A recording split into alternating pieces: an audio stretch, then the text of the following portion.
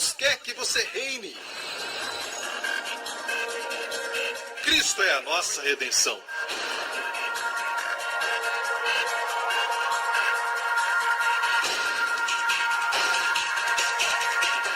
Deus é justo e faz o pecador justo.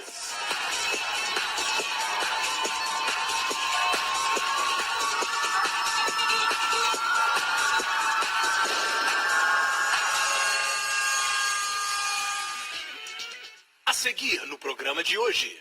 Deixa a graça de Deus fazer. Deixa a graça de Deus fluir. Deixa a graça de Deus, nosso Senhor, ensinar as pessoas, em vez de nós tentar ensinar.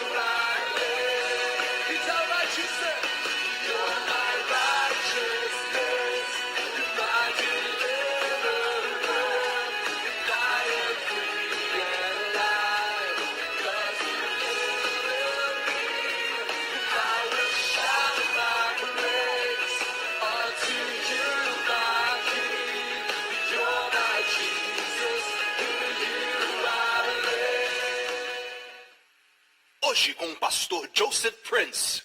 Agora quero falar com vocês sobre a graça de Deus. São 3 dimensões, eu quero falar especialmente da última. Mas antes dessa lição, vamos nos familiarizar com a graça de Deus. Ok? Em Tito diz assim, a graça de Deus. O que é a graça? A graça, apesar de muitas pessoas tentarem definir o que é a graça, erram dizendo, tentando definir a graça, que a graça de Deus é o poder. Não, a graça não é definida como o poder de Deus. A graça produz poder. Eu já tenho ensinado isso por muitos anos. Certo? Graça não é poder, apesar de produzir poder. A graça é o favor de Deus imerecido que não somos dignos. Posso ouvir um amém? Amém? A graça da nossa parte. Não fizemos nada para merecer, somos indignos e recebemos. É um favor de Deus que não merecemos. Amém? Jesus é cheio de graça, mas a graça é dele para dar. Favor a impartir, que é imerecido e do qual somos indignos. Ok? Lembre-se que a graça é o favor imerecido e somos indignos. E tem 3 dimensões. Porque a graça de Deus se manifestou salvadora a todos os homens. Quando apareceu? Está no passado. Apareceu a todos os homens. Quando o favor de Deus apareceu? No nascimento de Jesus, foi quando a graça de Deus apareceu. Apareceu para trazer salvação. Seu nome quer dizer salvação. Então a graça não é um ensinamento e nem uma doutrina. A graça é a pessoa de Jesus Cristo.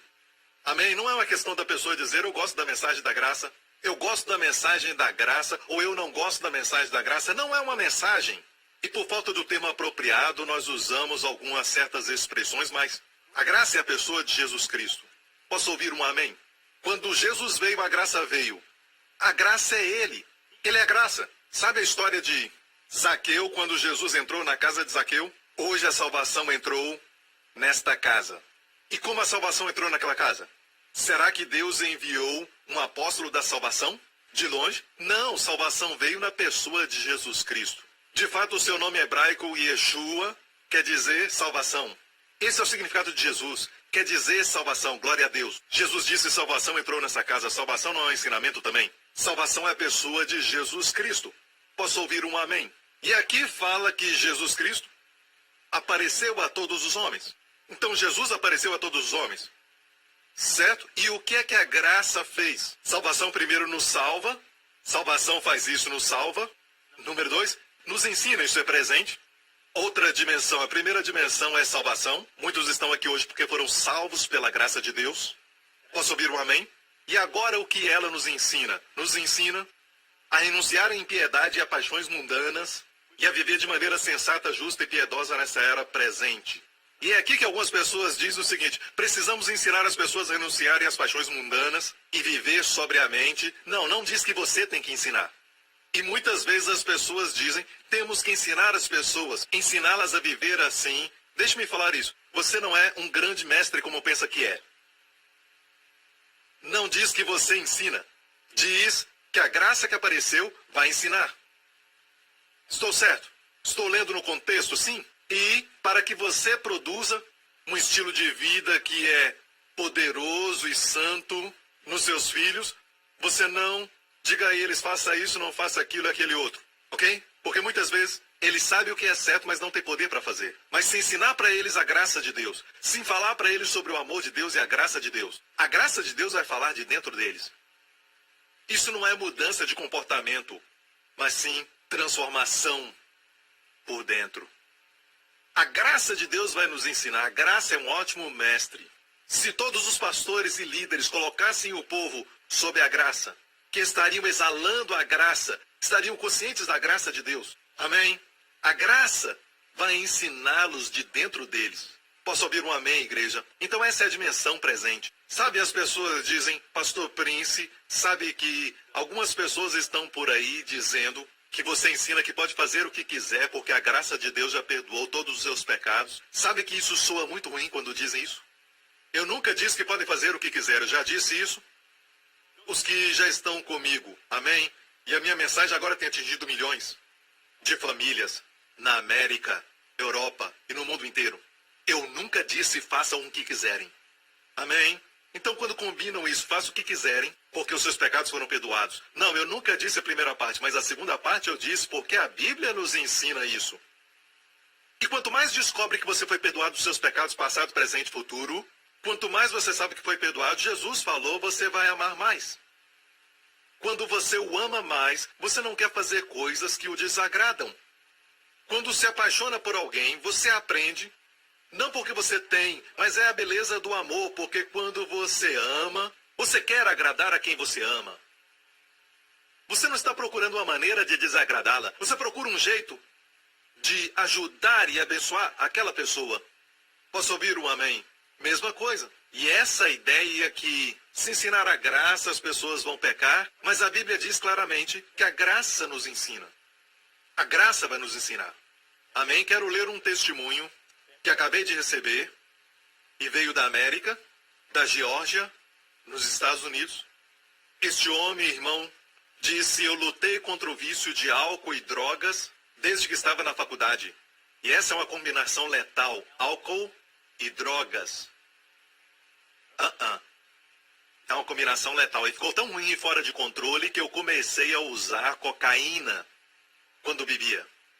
E isso, definitivamente, uma combinação ruim. Eu cresci numa família religiosa e eu me cobrava e me feria emocionalmente quando eu errava. Quando isso acontecia, eu me embriagava e usava cocaína. Pastores e líderes, ouçam com cuidado. Se você ouviu o que ele está dizendo, ele disse: quanto mais fala condenando as pessoas, quanto mais você apontar o seu dedo religioso e dizer para eles, você deve, mais vão se sentir culpados e condenados. Ouça, a condenação me levava a beber e usar drogas uma vez e outra vez, e o ciclo era contínuo. Você vê isso? Porque o pastor Prince está pregando a mensagem da graça, tirando a condenação e a culpa das pessoas. Eu sei que as pessoas, quando ficam livres da condenação, amém, eles vivem uma vida sobrenatural, poderosa, vitoriosa e triunfante, em santidade. Amém? Não conseguia vencer este ciclo. Eu orava e lia a Bíblia até ficar rouco. Eu nunca orei até ficar rouco. Como funciona isso? Vamos ver? Certo? Ele estava dizendo que fez de tudo.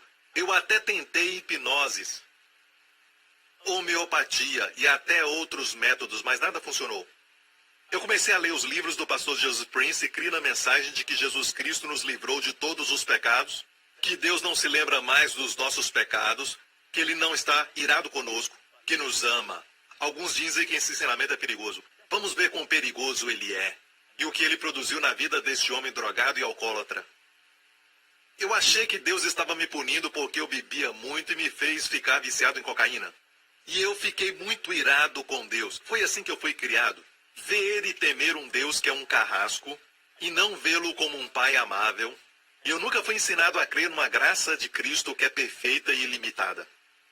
Depois de 10 anos nos quais eu nunca passei mais de 2 semanas sem drogas. Agora eu posso dizer que eu já passei meses sem usar a cocaína. É isso aí, igreja.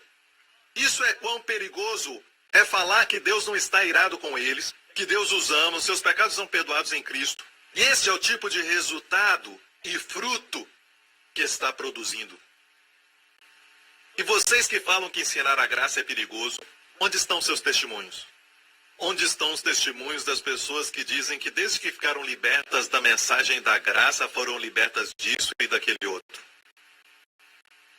Aqui está um testemunho. Depois de 10 anos, ele disse, ele foi liberto. Foi um processo longo, mas eu sinto que eu fui curado e liberto. Eu também estava em dívida, mas agora tenho dinheiro sobrando na minha conta. Eu também era solteiro e eu não podia fazer um compromisso, mas agora tenho uma namorada com quem tenho um bom relacionamento. Abençoado em todas as áreas.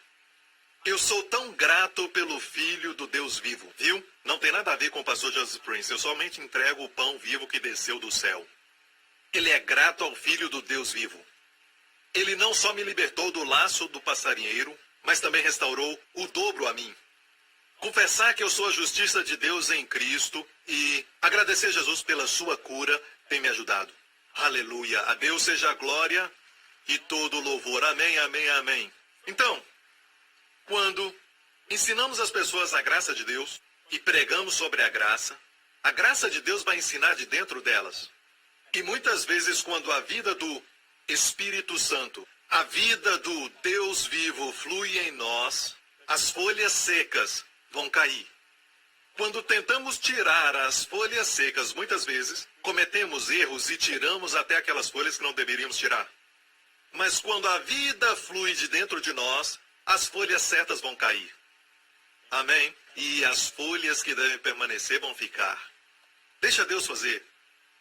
Amém? Se você vê um pintinho tentando, homens, por favor, estou falando de uma galinha pequena. E o pintinho está tentando sair da casca. Você não deve ajudá-lo.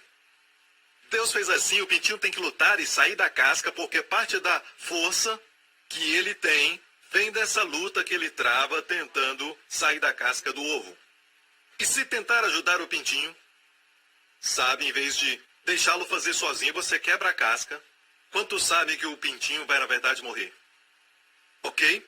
E tampouco devemos ajudar uma flor que está abrindo as suas pétalas, ok? Espera aí que eu vou ajudar porque você está abrindo muito devagar. Ixi, isso é seu? Ok, o fato é este. Quando Deus faz é algo muito lindo, então vamos ser pacientes. Talvez as suas folhas secas já caíram e você vê algumas pessoas com folhas secas andando. Deixa a graça de Deus fazer. Deixa a graça de Deus fluir. Deixa a graça de Deus, nosso Senhor, ensinar as pessoas. Em vez de nós tentar ensinar. Amém? Em vez de nós arrancarmos. Então, aqui nós vemos a segunda dimensão, nos ensinar. Mas a terceira dimensão é muito interessante e agora isso quase não se ouve mais ser pregada. Enquanto aguardamos a bendita esperança. Então a terceira dimensão é o futuro, temos o passado, trouxe salvação, certo? Presente, nos ensinando e o futuro, aguardando a bendita esperança. Diga bendita esperança. A gloriosa manifestação do nosso grande Deus e Salvador Jesus Cristo. Está falando da vinda do Senhor Jesus Cristo. E quando eu digo a vinda de Cristo, ou o dia do Senhor, ou a segunda vinda de Cristo, tudo quer dizer a mesma coisa. E quer dizer isso. Há duas dimensões na vinda de Cristo. Duas dimensões. Uma é secreta. Uma é um mistério revelado ao apóstolo Paulo pelo próprio Senhor. Outra é aberta, visível a todos os homens. Ele virá como um juiz. E muitas vezes, segunda vinda diz isso. Quando ele virá como juiz. A secreta aparição de Cristo só vai ser para aqueles que acreditam. A sua noiva. E isso nós chamamos de arrebatamento. Nós vamos todos subir. Amém? Ele virá a nós e a Bíblia diz que vai acontecer tão rapidamente, de repente, e o mundo não nos verá sair. Vai acontecer no segundo atômico, é o que a palavra diz, no grego. No segundo atômico, no piscar de olhos. Isso vai ser muito rápido. Um piscar de olhos. Você vê alguém piscar, você vê e não vê, muito rápido. Nosso corpo vai mudar para ser como o dele e vamos subir. Amém? Essa é a primeira dimensão. E então, a Bíblia diz que depois do arrebatamento vai haver 7 anos de tribulação, vai ser um inferno na terra. Certo? 7 anos, mas os últimos 3 anos e meio serão piores. 7 anos de tribulação e nos últimos 3 anos e meio, grande tribulação. E a Bíblia diz que no final da tribulação, Jesus Cristo vai voltar a essa terra para consertar todas as coisas. E ele vai destruir todos os seguidores do diabo e aqueles que estão destruindo a terra, estão destruindo a humanidade. Ele vai destruir a todos. Na sua primeira vinda ele veio trazer a graça e não destruir. Não para ser um juiz, mas como um salvador. Mas na segunda vinda ele virá como um juiz. E a Bíblia diz que ele virá com todos nós. Amém? E ele vai estabelecer um reinado de 1000 anos sobre a terra, onde tudo que o homem estragou e prejudicou vai voltar ao normal. De fato, a Bíblia diz que crianças pequenas vão brincar com serpentes, no lugar da própria serpente. E o lobo e o cordeiro pastarão juntos. Não haverá nada nocivo e destrutivo no reino milenar do nosso Senhor Jesus Cristo. A terra vai reverdecer, a terra vai ter verde como nunca visto antes, porque o homem destruiu tudo aquilo que Deus criou. Mas Jesus Cristo está voltando para consertar tudo que está errado. Amém? Então tem duas dimensões aí, lembre-se disso. Agora, tem algumas pessoas que dizem que o arrebatamento é uma coisa nova, é uma invenção. Se você ler o que o apóstolo Paulo diz, ele fala que é um mistério e como ele vai nos arrebatar. E alguém pode dizer, pastor Prince, a palavra arrebatamento não está na Bíblia e nem a Trindade. Mas a verdade é que mesmo que a palavra Trindade não esteja na Bíblia, você vê o Pai, o Filho e o Espírito Santo, não 3 deuses, mas um Deus, Deus triuno, 3 em 1, um Deus. E usamos a palavra Trindade para expressar isso. E falar de Deus, do Deus único. Portanto, a verdade existe.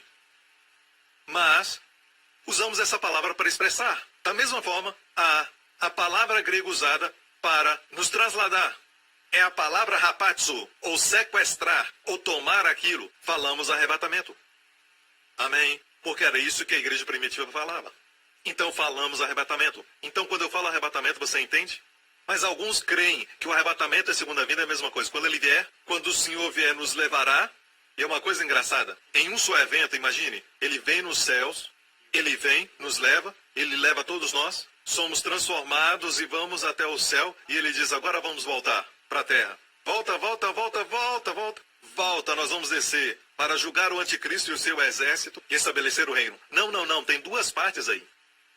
Você está me ouvindo? Agora, as bodas de um judeu, nos dias de Jesus, no Antigo Testamento, Eles não sabiam quando o noivo viria. Eles sabiam a época que viria, mas não sabiam exatamente. Então a noiva se vestia como noiva toda noite. Qualquer noite ele viria. Eles sabiam a época, mas não sabiam quando. Ok? Muito interessante, porque estamos na época do arrebatamento. Nós sabemos que estamos na época, mas não sabemos o dia nem a hora, porque Jesus mesmo falou, ninguém sabe o dia nem a hora. Mas sabemos a época, não somos filhos das trevas. Posso ouvir um amém? Esperamos pelo nosso noivo, e quando ele vier, pode vir no meio da noite, como naquela parábola que ele falou, e quando ele vier, a noiva estará pronta. Você está me ouvindo? Então ele levará a noiva para a sua casa que ele preparou, e vai haver então uma celebração de uma semana, 7 dias. E enquanto nós estivermos celebrando a festa das bodas do Cordeiro, amém, somos a noiva, e na terra vai haver 7 anos de tribulação. E no final dos 7 anos, Cristo vai voltar com todos nós, e vai julgar a terra, e vai estabelecer um novo céu e uma nova terra, onde habitará a justiça, e vai haver paz, aleluia, haverão bênçãos, vai haver completa harmonia, não terá hospitais, não terá, e nem mesmo COE, para aqueles que estão no outro país, é um documento para comprar um novo carro, ok? E o que quer que seja, o tratamento, não vai haver necessidade mais, porque não haverá mais poluição, não haverá enfermidade nem doenças, amém. Glória ao nome de Jesus, e todos digam, amém.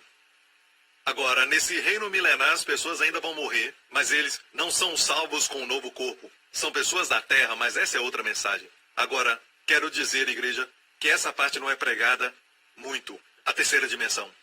Sabia que na sua Bíblia, no Antigo Testamento, 17 livros, 17 do Antigo Testamento falam da segunda vinda do Senhor. Sabe que no Novo Testamento temos quantos livros? 66, desculpa. Temos 27 livros no Novo Testamento. Nela toda, na Bíblia toda temos 66, certo? No Novo Testamento temos 27 livros. Dos 27 livros, 23 deles falam da segunda vinda. Você acha que há muita ênfase? Você sabia que temos 260 capítulos em todo o Novo Testamento? E 321 vezes nos 260 capítulos menciona a segunda vinda. Acha muita ênfase? 1 a cada 30 versos, 3-0, falam da segunda vinda de Cristo. Acha que é muita ênfase? E ainda hoje temos pessoas dizendo, eu não vou falar sobre o arrebatamento e a segunda vinda porque há muita controvérsia. Quem é que começou a controvérsia? Quem é que colocou uma nuvem para que as pessoas não estudem, quando a Bíblia enfatiza muito sobre isso? O apóstolo da graça, ele mesmo enfatizou isso. Amém? As pessoas não pensam que o ensinamento sobre o arrebatamento vai produzir uma vida vitoriosa e vai nos liberar para um lugar onde a Bíblia diz que todo mundo que tem essa esperança purifica-se a si mesmo. Pastores e líderes, a razão por que as pessoas não se purificam é porque não tem essa esperança mais. Está me ouvindo, igreja? E sabe o que é o arrebatamento? O arrebatamento é sobre nós recebendo o nosso último presente, que foi comprado para nós pelo sangue de Jesus. Sabe que há um último presente que nós não temos ainda? Sabe o que é? Um corpo novo. Vamos ler em Filipenses. A nossa cidadania, porém, está nos céus, de onde esperamos ansiosamente o Salvador, o Senhor Jesus Cristo. Se você não está ansiosamente esperando Jesus Cristo, eu creio que no final dessa mensagem você vai estar. Esperamos ansiosamente. E quem escreveu isso? O apóstolo da graça, Paulo. Ele disse, esperamos ansiosamente Jesus Cristo. Ele transformará os nossos corpos humilhados, tornando semelhante ao seu corpo glorioso, pelo poder que o capacita a colocar as coisas debaixo do seu domínio. Então, quando Jesus voltar no arrebatamento, a primeira coisa que vai acontecer, os nossos corpos serão transformados, e ele chama de corpos humilhados, vai ser transformado conforme o seu corpo glorioso. Quantos concordam que os nossos corpos são humilhados? Agora esqueça a confissão positiva por um momento, só um momento. No natural, e você não pode ser mais positivo do que a Bíblia, ela chama de corpo humilhado. Eu repreendo em nome de Jesus. Você está repreendendo a palavra de Deus. O que é corpo humilhado? Sabe os nossos corpos? Às vezes estamos sentados ali, o nosso corpo faz algo e nós dizemos, eu queria que não tivesse feito isso. Você está com fome e o seu corpo fala isso. E é tão alto, parece um motor ou algo assim. A pessoa do lado pode ouvir, ok? É um corpo humilhado, o seu corpo manifesta, você fica cansado. Você tem partes do corpo que queria que fosse de outra forma. Então, tem coisas que acontecem no corpo por causa da queda. Tudo lá desde o começo. Deus não planejou para você ter doenças e nem ficar fraco. Não era parte do plano de Deus, mas o plano de Deus é para que o homem estivesse sempre forte, sempre com saúde, sempre jovem. Deus não planejou para que o homem envelhecesse e morresse. Mas, Pastor Prince, é isso que acontece ao nosso redor e todos morrem. Bem, amigo, tudo isso acontece por causa do pecado. Tudo isso acontece por causa do pecado. Então, por que Deus permitiu isso? Você deveria ter estado aqui na semana passada. Falamos sobre como Deus fez o homem, fez com livre-arbítrio. Deus não quis fazer nenhum tipo de robô, um androide ou ciborgue, certo? Deus fez o homem com livre-arbítrio. Amém? E se Deus usa o seu poder, sabe, para manipular a escolha do homem, então Deus está brincando com o homem quando deu o livre-arbítrio. E outra coisa é essa, as pessoas perguntam por que Deus colocou aquela árvore, quando a árvore causou aqueles problemas. Bem, se Deus cercasse os nossos primeiros, pai e mãe, com tudo de bom e dissesse, eu dou livre-arbítrio, mas tudo aqui é bom. É como, você não quer que seu filho saia, nunca. E você coloca diante dele todos os brinquedos, e tudo é bom, e tudo é orgânico e não faz mal algum. A criança vai crescer fraca porque não tem o direito de crescer e exercitar o seu livre-arbítrio. Para que o livre-arbítrio seja livre, você tem que dar a opção de algo que não seja bom. Agora, aprenda isso. Eu não vou me repetir, ok? Então Deus não pode fazer isso. Ele não pode mudar aquilo que você escolhe, sim. E você não pode escolher o resultado da sua escolha. Você não pode escolher mudar o resultado. Se você escolhe fogo, por exemplo, o fogo queima. Você não pode mudar isso. Se você coloca o dedo no fogo, vai se queimar. Você não pode dizer, eu vou colocar o dedo no fogo e não vou me queimar. Você não pode escolher o resultado da sua escolha. Nem mesmo Deus pode mudar o resultado da escolha do homem. Se pudesse, não enviaria o seu filho para morrer por nós. Amém? Para poder nos salvar, Jesus Cristo teve que derramar seu sangue. No próximo programa, Deus enviou seu filho para morrer pelos nossos pecados, pelas nossas consequências, para sermos livres. obrigado por sintonizar no programa de hoje. Esperamos que tenha sido uma bênção para a sua vida. Para mais informações sobre o programa da Igreja New Creation, acesse o site ncctv.org.sg. Lá você poderá se inscrever para receber um devocional diário do pastor Joseph Prince. Seja incentivado e fortalecido todos os dias e saiba o quanto Deus lhe ama através desses devocionais. Acreditamos que seu dízimo pertence à igreja que você frequenta e oramos para que você seja grandemente abençoado, altamente favorecido e profundamente amado.